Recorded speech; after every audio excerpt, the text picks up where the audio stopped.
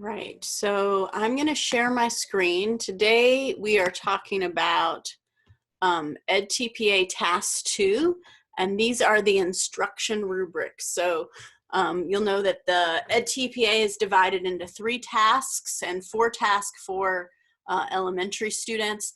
The 3 tasks in secondary are almost identical to the first 3 tasks of elementary. So even though I am showing you the rubrics from task 2 for the secondary instruction.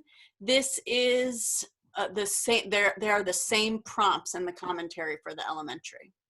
Okay, so really this part is about the interaction with you and your students, and it is where you submit your video clips. You can also submit a video clip in task 3, but this is the majority of your video clips. So what are you doing in task 2? Task 2, you are providing 2 video clips that demonstrate how you develop student learning in the form of inquiry, interpretations, or analysis. And you are submitting these 2 video clips, can be no more than 10 minutes in length, but at least 3 minutes, okay? The first clip should illustrate how you engage learners in tasks that develop their ability to inquire, interpret, or analyze history or social studies sources, or whatever your content is, English, mathematics, and build and support arguments or conclusion. The second clip should focus on how you supported students to use evidence from 1 or more sources to form interpretations or analysis in order to build and support arguments or conclusions about historical events. You can provide evidence of students' language use. This is optional. You may provide this evidence with an additional clip of 1 or more students using language within the learning segment that's no more than 5 minutes in length, and or through the student work samples analyzed in assessment task 3. So if you have a particular language demand, you can do a 3rd clip. Most of the time our students just do the 2 clips, and then if they have a clip of a language demand, they actually put that in task 3, because in the assessment task you can show another video clip. Okay, so how do I know what I should do in terms of these video clips? So one thing that you're looking at for this instruction task, for task 2, is that you're basically using stage 3 of the Elmira College lesson plan. So you have all of this in your lesson plan. For most Elmira College students during student teaching, most students filmed the full lesson of all 3 to 5 days of the learning segment they chose for EdTPA. That's been the tradition that they've advised them during student teaching, you know, to film that whole lesson, beginning of the period to end of the period, of, you know, all of the different pieces of that particular learning segment. Some students maybe filmed only 2 days out of the 5 days of the lesson. Some students did 3 days. Most students film multiple days for that particular unit. But you need to choose 2 clips of 10 minutes, right, or less. You can add up to 20 minutes or most. So what are you going to choose for those clips, right? So the most important thing about these clips is they should not be teacher-centered clips. They should be student-centered clips, right? So all of you, if you're following what you learned in curriculum and instruction, have active hook sections of your lesson. You have active formative assessment, and you have an active guided practice section. All of those sections are places where students are actively engaged either with you or with each other about what you have taught, right? So those are the clips that you want to show. Now, you have to have some delivery of content. There has to be a place where you lectured for a long time about what a noun is, right? But the clip you're going to show is where you're testing students learning on that, or where they're discussing amongst themselves. So it's not that the clip won't show some of your lecture. The thing is that it should show just the immediate part of your lecture right before you move into either a formative assessment or a think, pair, share, or a Venn diagram, or some other way that the students are processing. And they can either be processing with you, or they can be processing with each other. Now, so if you look at the Elmira College lesson plan, if your hook is student-centered and involves discussion of prior learning, you could use a clip of your hook, right? And actually, sometimes the hook is one of the best things to use, because it's the place where students give you information about what they know, right? And so you are activating that prior learning, and so you can talk about how you've activated that prior learning. Right, so an example of this might be like, maybe your hook is a parking lot, right? And you have every student brainstorm, say it's like a science class. You have students brainstorm everything they know about doing a science experiment, things that they should remember. So maybe you're working with a 7th grade science class. And so you have students remember what they know about science class, and you have them put that up on the board in a parking lot style, right? And then what you would do as a teacher is, and this is where you get the active discussion, the clip is of you choosing things off the board, right? So maybe it's the tail end of the parking lot. So you have, you know, the picture of them after they've written it, so you don't take up a lot of the clip. You have the part of them putting it up on the board, right? And then you have you going over and selecting out, because then you can choose particular things. Okay, one thing says here, when you do a science experiment, you should always wear safety goggles. Does somebody want to talk about, you know, why you would use safety goggles, right? And so then the students are giving you that prior information. You could also do a hook, or have a hook activity where students talked about their own experiences, right? So maybe when you're teaching a novel, you had them do something where in the hook where they talked about a time when they lost a friend, or a time when they took a leadership role, whatever kind of discussion that was related to their life. So it's the discussion with you talking to the kids, and they're using the academic language that they taught you, that you taught them.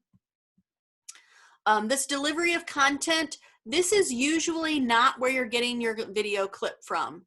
The only reason you would get your video clip from this is if you are a person who kind of combines delivery of content and guided practice, which a lot of our secondary students do that, you know, so there's like, you have a couple slides, you know, through your PowerPoint, maybe you go through 8 slides, but maybe slide 4 is very interactive, and you kind of have a guided practice that goes with that, right? So maybe they're comparing Mayan culture and Aztec culture, right? And then you have them do a Venn diagram after you know, give those 2 slides, right? So what you would show in the clip is not you talking all about Aztec culture and Mayan culture. It would be near the very end, like you're delivering the last little piece.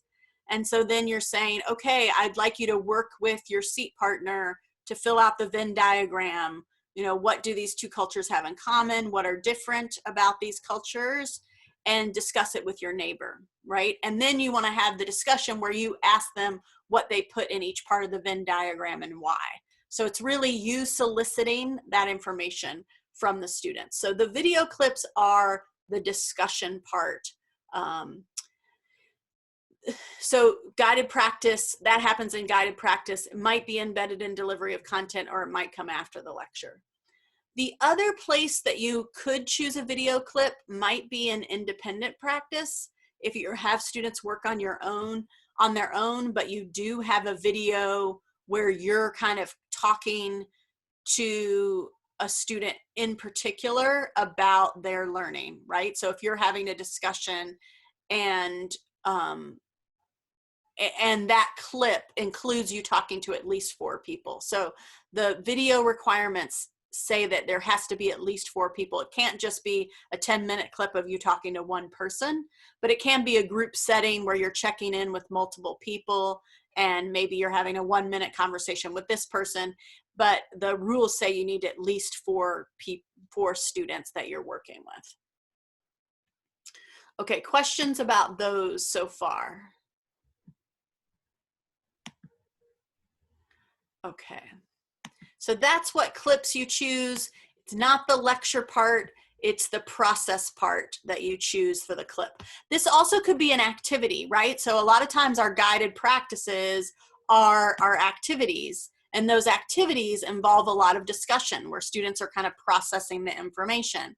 They also might be stations, right? So in a stations situation, that would be perfect for a video clip, right? So you've given the lecture, they know information, that's why they're doing the station, and then you have students who are talking to each other about the station, right? And then you have a video clip of you kind of visiting that station and asking students to elaborate on the content or having them sound off of each other. Those are good things to show as well.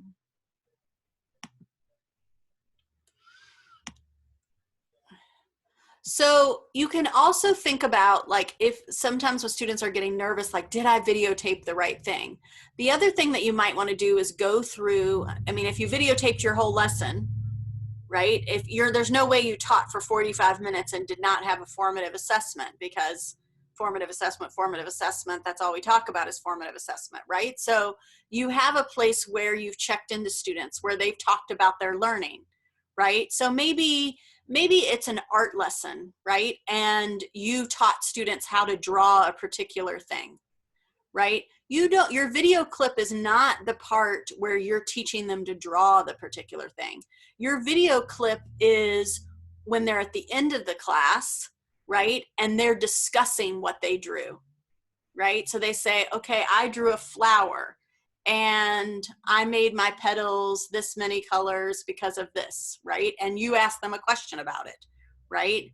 Or you say to another student, can you tell Susie what you liked about her drawing, right? And so you're choosing the clips of where the students used the most language that you taught them, right? And so if there's any way that you had like language supports in there, or if you had sentence stems where they talked about the critiquing the art, you want the place where students are talking about the art that you taught them how to make, right? So basically it's the video clip of the learning instead of the lecturing, right? So that the students are then reiterating things to you. So you want to choose the discussion part of your piece. So as students are critiquing their own work or critiquing each other's work in art, that's the perfect video clip, with you kind of facilitating that discussion, you asking students to, follow up with a question. Those are the kinds of video clips you want to use. So those can be your formative assessments. They're probably not going to be your summative assessments. Okay, so what do the rubrics focus on? Well, first of all, the rubrics don't focus on, is this person an eloquent public speaker, right? That's not what they're focusing on. They're focusing on, do students learn? Are they creating a positive environment, right? So there are 4 rubrics that go along with this section. So rubric 6 is the learning environment. How does the candidate demonstrate a positive learning environment that supports student engagement and learning? Okay, so first of all, what not to do? You're going to get a level 1 if you're disrespectful. So the clip reveals evidence of disrespectful interactions between teacher and students or between students. So the nice thing about doing a short clip is that you get to choose 10 minutes where the students are not being disruptive or disrespectful to each other. Now this is different than when I submitted a video 20 years ago. We had to submit a full hour uninterrupted, no edits. That was what the teaching video used to be. So you had to plan very carefully. Which class will never have a disruption, because I don't want to send a disruption. But nice thing is you have 2 10-minute clips. You can definitely get 2 10-minute clips where the students are not being rude to each other, right? So if they're critiquing the art, right? If you have one section of that where a kid is super rude, like don't choose that section. Choose the section where the kids are doing what you taught them to do, right? We understand, we're teachers, it doesn't always go perfectly, but you get to choose 2 10-minute clips, so it's your choice on this. So baseline, the candidate demonstrates respect for students, right? So this is just things like giving positive affirmations, right? Like, I really like the way you answered that question, or thank you for sharing. You know, you guys are all respectful with students, so that's going to be easy for you. You all will definitely get a level 2. So level 3, the candidate demonstrates rapport with and respect for students, right? So it basically, they're seeing when you talk to students and you ask them questions that the students are engaging with you, that they're interested in working with you. Also for a level 3, that you provide a positive, low risk learning environment that reveals mutual respect among students. So you don't want a clip where you're like grilling somebody, like, what's the answer? Come on, you can do it. You know, like, tell me right now. If it's like speed kind of thing, something like that. A low risk learning environment gives the students space to talk, right? So it might be a place where you say, okay, everybody have a 1 think minute where you think about what you want to say, and then we'll go move around the room and you can answer. Like, those kinds of things show respect. And then the rapport is when the student answers and they're obviously, you know, have a positive connection with you. Moving it up to a level 4 is candidate provides a challenging learning environment that promotes mutual respect among students, right? So the challenging learning environment is that it's academically rigorous, but it's not disrespectful or rude to students or humiliates them, right? So the questions, so basically it's like when you ask the student question, you ask it in a respectful way, but it's a higher order thinking question. It's not like, do you like your drawing? Or, you know, tell me the leader. Like, a simple question would be like, you know, tell me who was the president at the time, right? Like, that's just a factoid kind of thing. The challenging learning is that you're trying to get them to go to that higher order thinking. Level 5, rapport and respect, and candidate provides a challenging learning environment that provides opportunities to express varied perspectives and promotes mutual respect among students.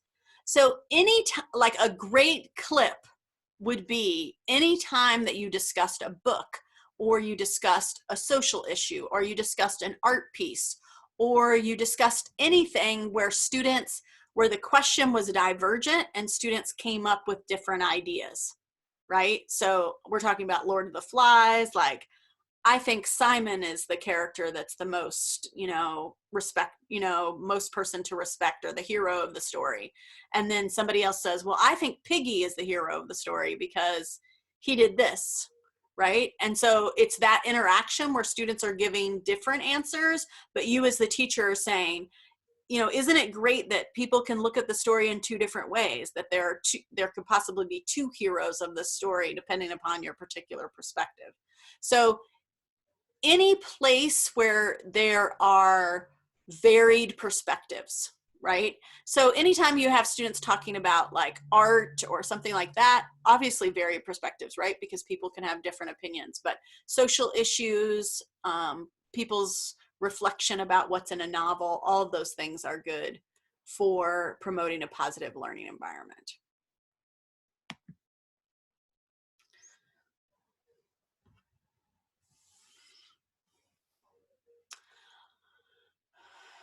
Okay, so engaging students in learning.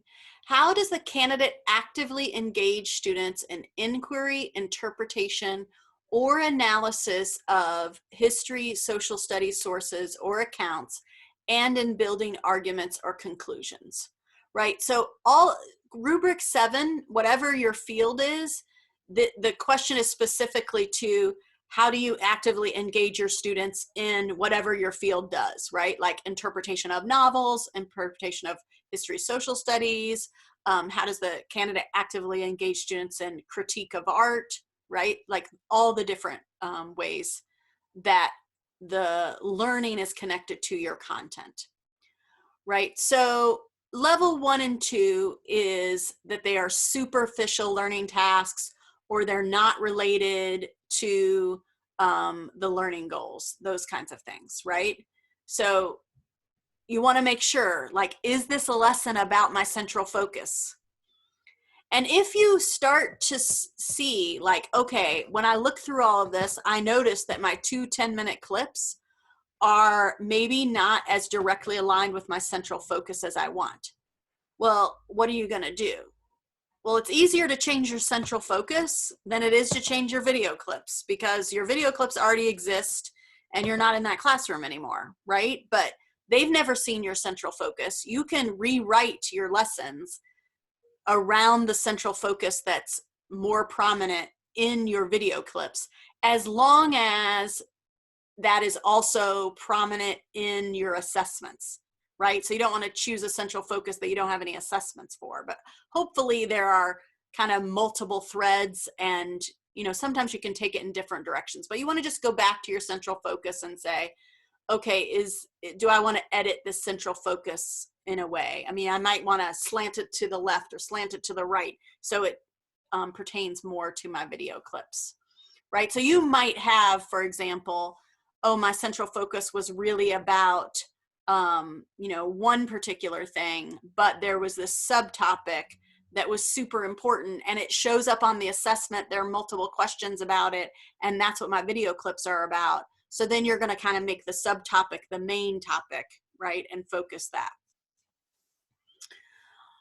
Okay, so in this one, let's go up to level 5 first and just look at that. So level 4 plus, level 4 plus. So level 4 is students are engaged in learning tasks that develop their skills of inquiry, interpretation, or analysis of history, social studies, sources, or accounts, and in building arguments or conclusion. Candidates link prior academic learning and personal, cultural, or community assets to the new learning, right? So this is why that second part is why sometimes clips of hooks are good, because hooks are often times where you've talked about, something related to their own life or their personal life. Sometimes you can just include that in the commentary, right? But it's nice if they've talked about it, if they're talking about something in relation to their school or into their class or into their culture. Those are all good things. The learning tasks that develop their skills, inquiry, interpretation, these are things like the formative assessment, right? So the learning task is filling out a Venn diagram. The learning task is answering questions in a station. The learning task is building a learning web out of things that they have been learning in that particular unit, right? So these are the ways that you are connecting your learning. Level 4 plus is learning tasks deepen knowledge and skills and provide evidence of students supporting their arguments or conclusion. Candidate prompts students to link prior academic learning and personal, cultural, or community assets to new learning. Okay, so it's saying things like in your video clip, okay, so remember earlier when we studied blah, blah, blah. That's connected to this. What do you guys remember about that, right? So anytime that you've prompted students in that particular way, that is a way that you help students to connect what they already knew to what you're doing now. It also could be something where you give an example, right? So I remember Kendra did a lesson where she was teaching them about Venn diagrams and comparison and contrast. And one thing they connected it to were superheroes that they liked, right? So she talked about, this community information, things that people really appreciated, and students talked about that, and that helped them to understand how to compare and contrast.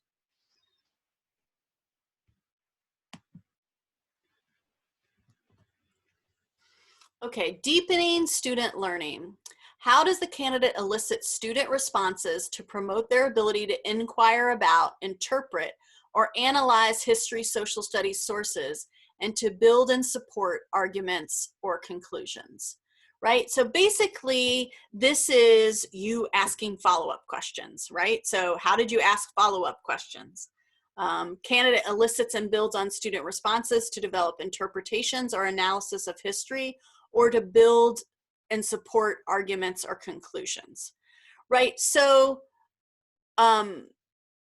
and level 5 is level 4 plus. Candidate facilitates interactions among students to develop their abilities to evaluate their own interpretations, analysis, arguments, or conclusions, right? So maybe in it, for example, in a class, you know, you've talked about a particular thing and you've said, okay, you throw it out there like, how is Mayan culture different than Aztec culture? And one student gives a response, and maybe the student rambles on, right? So one way you facilitate interaction among students is you might say, like, Susie, you had your hand raised. Do you want to elaborate on what Laura just talked about? What are some things that you noticed in what she was saying, right? So when you do that, when you create that interaction between the students and have them elaborate on each other's responses, that is kind of building that interaction among students in order to help them evaluate their own interpretations, analysis, or arguments. Now Laura's hearing Susie talk about her argument and adding to it. So that kind of adding to it is level 5. So you might not have that in your videos because it's challenging to get all of these pieces in. But if you do have a section where you've asked students to elaborate on another student's response, or a student has answered and then you ask a follow-up question like, tell me more about that, right? So maybe a student is critiquing their art and saying something about their art, and then you prompt them and say, oh, I liked how you talked about color. Can you tell me a little bit more about that? That kind of thing definitely gives you a level 4, right? Candidate elicits and builds on student responses to develop interpretations or analysis, right? So a student responds and then you build upon it. You like ask some kind of follow-up question, or you prompt them to give you more information. That's level 4. If it's interaction among students, it might even be with level 4, it might not even be that they have to talk to each other, right? So it might be that you say, Laura, I liked how you talked about color in your piece. Susie, what did you notice about Laura's piece, right? So when Susie talks about Laura, that's that interpretation, building among. So that gives you the level 5. The level 4 is you're asking the student to tell you more. So in a station situation, maybe you did the station, students are maybe putting different kinds of responses, and either the video is of you circulating and kind of talking to students about what they're doing in the station, or if you have a whole class conversation after the stations and you're kind of saying, okay, we went through the stations today. At station 1, you guys answered all the questions about gases. Tommy, what did you discover about gases? And he tells you something. And then you asking a follow-up question, like, was there any other station that made you think about gases in that way? Anytime you ask for a little bit more information from the student, that's the deepening the student learning, okay? So level 3 is you ask them questions at all, right? Which all of you have done that. Level 3 is what formative assessments are. Level 4 is when you ask them to go a little further. And level 5 is when you ask the students to elaborate on other students or have them go a little bit deeper. Questions about that section? Okay.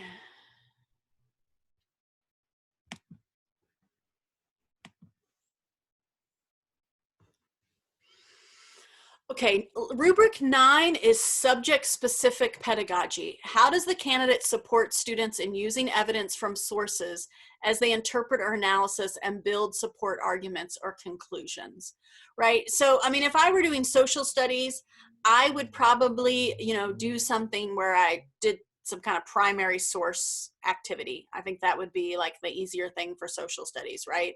So maybe they're comparing the Gettysburg Address and the I Have a Dream speech or something like that. So they're comparing 2 speeches. And so you're asking students to use evidence from the text, which is a fairly common social studies exercise. So level 3 on this is the candidate prompts students to use evidence from sources as the students interpret, analyze, or build arguments or conclusions. So level 3 is something that you would have in any lesson plan, right? So you're asking students to use evidence from the source. Level 4, getting a little bit higher, candidate supports students in using evidence from multiple sources to build and support arguments. So this is more than one source, deepening it. So if you have those multiple sources, you can get a level 4. And level 5 is level 4 plus the candidate uses counter or alternate evidence from multiple sources to challenge students to support arguments or conclusions, right? So you are actually showing students two views of the same thing and asking them to challenge students. So this is showing them two different views and they have to give evidence about it. So level 5 might not be something you have because you might not have the alternate evidence. In that case, you're going to be, really looking at a level 4, focusing on level 4.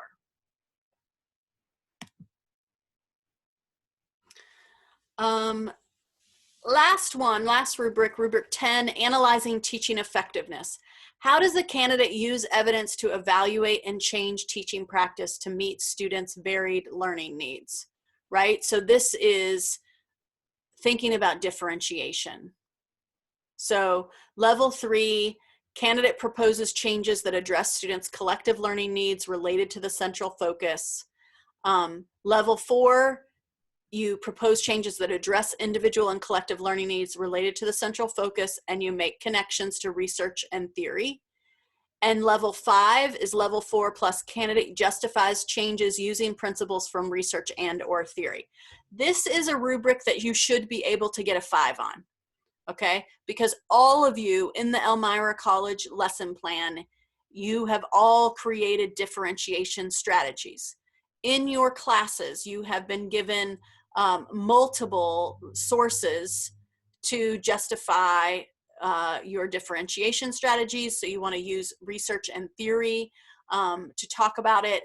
And then level 4 is also like, okay, what changes could I make? How could I make it even better? And here's some additional research or theory to do those changes. So this is a place when you're thinking about those different rubrics, it kind of depends on your video clips, which ones you could shoot for a 5. Like everybody has what they need to shoot for a level 3 on all rubrics. This is a rubric where you could definitely get a level 5. And just getting one level 5 in a section, like if you got all 3s and a 5, you would be in a good place for this one. I think the other one that you could get a level 5 is rubric 6. So rubric 6 and 10 are the ones I would really highlight. I definitely am going to have everything I need to get a level 5 on rubric 6 and 10. Rubric 7, 8, and 9, it kind of depends on your clips and how much you challenge students within the conversation. But most people will have enough to do a level 4. And with the exception of that one rubric, you might only have level 3 if you were only focusing on one source and just doing evidence from one source. Rubric 9 might be a harder. So that's for social studies. It looks a little bit different in English and art in elementary, but it's the same sentence question stem. How does the candidate support students in subject-specific pedagogy, right? So it's all the same across those different pieces. Okay. Questions about that?